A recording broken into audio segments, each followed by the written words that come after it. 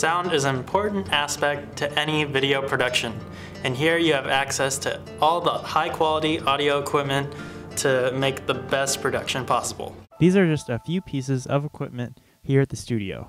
We primarily use two types of microphones: handheld mics and lavalier microphones.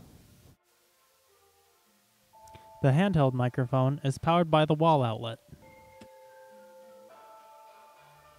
The XLR connection is located on the bottom. To properly connect the handheld mic to the XLR cable, line up the prongs and pinch the sides and push it in. Be sure that it's locked in place so that it doesn't fall out. Lavalier microphones are used when you want your talent to have their hands free.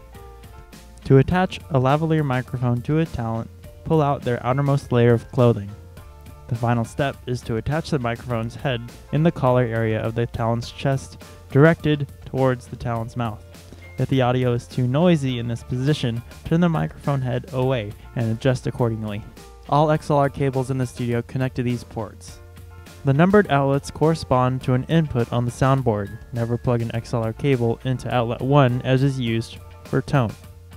Pushing the release button on top of the mic inputs releases the lock so that you can pull the cord out.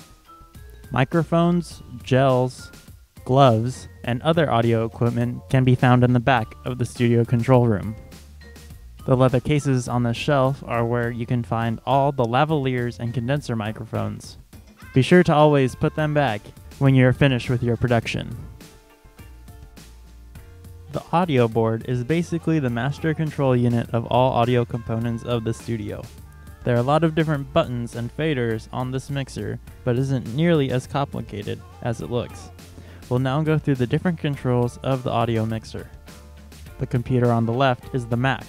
Music and other sounds can be played from this computer. The computer on the right is the preview monitor that is connected to the switcher.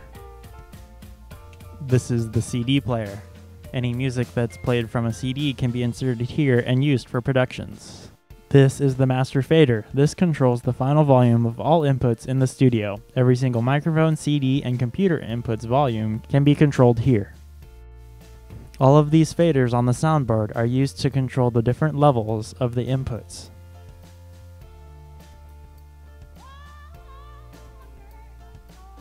Say if you were to use something from iTunes, you would go to the Mac computer, open up the program.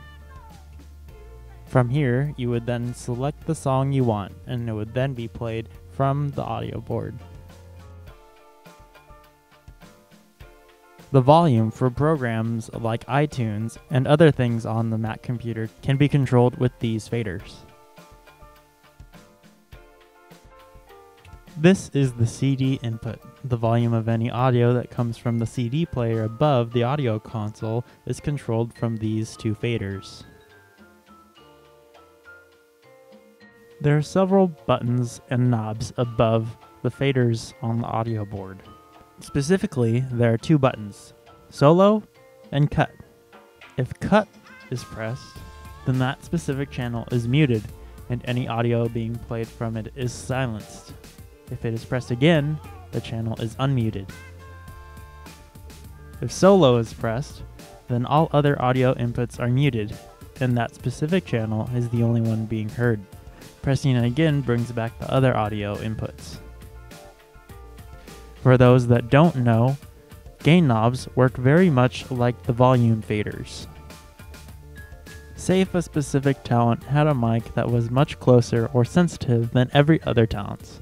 Then you might want to turn the gain down so that the audio doesn't clip or overpowers the other channels. The gain might also want to be used in case there is a scene where the talent might be whispering. This would be a point where the gain might be turned up in case the volume fader can't be increased any further. The fader on the far left is the tone. It's used to set the levels of the production so that there isn't any clipping. And that's how you use the soundboard and microphones for your projects. Hopefully using these techniques and all this equipment, you'll be able to create high quality video productions.